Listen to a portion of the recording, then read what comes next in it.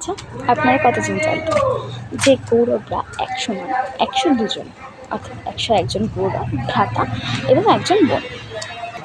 হ্যাঁ, বোনের কথা অনেকেই জানেন যে দুঃশলা, কিন্তু ভ্রাতার কথা কে জানে? এই যে দুজন এক্সট্রা হলো, তারা দুজনই হলো কৌরবদের মধ্যে সব থেকে ধার্মিক। একজন হলেন যুযুৎসু এবং আরেকজন হলেন বিকর্ণ। এই বিকর্ণ হলেন তৃতীয় ভ্রাতা, অর্থাৎ তৃতীয় কৌরব।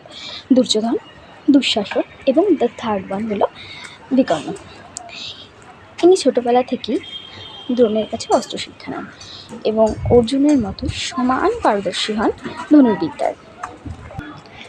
তারপর যখন পাশা খেলা হয়, যখন যুধিষ্ঠির হেরে যায় এবং দ্রৌপদীর বস্ত্রহরণ হয়, তখন যুযুৎসু, বিকর্ণ এবং ধৃতরাষ্ট্র শুধুমাত্র এর বিরোধিতা করেছিলেন এবং বলেছিলেন এটি অপরাধ। তারপর কুরুক্ষেত্রের সময় তিনি ধর্মের পথে গেলেও এবং ধার্মিক হলেও তিনি সাথ দেন তার ভ্রাতা, জ্যেষ্ঠ ভ্রাতা। কারণ যেহেতু দুর্যোধন তার জ্যেষ্ঠ ভ্রাতা, তাই তিনি তার সাথে ছাড়েন না।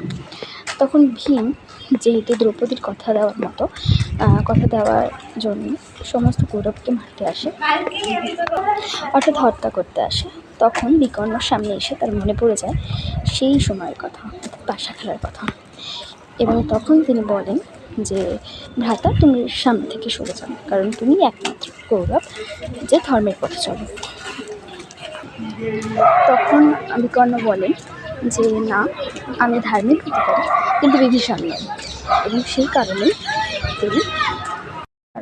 তারপরে বিকর্ণ কৌরবদের সাথ দেয়। তিনি ধার্মিক, সেই সত্যি ধর্মের পথে চলেছেন এবং তার ভ্রাতাদের সাথে দিয়েছেন।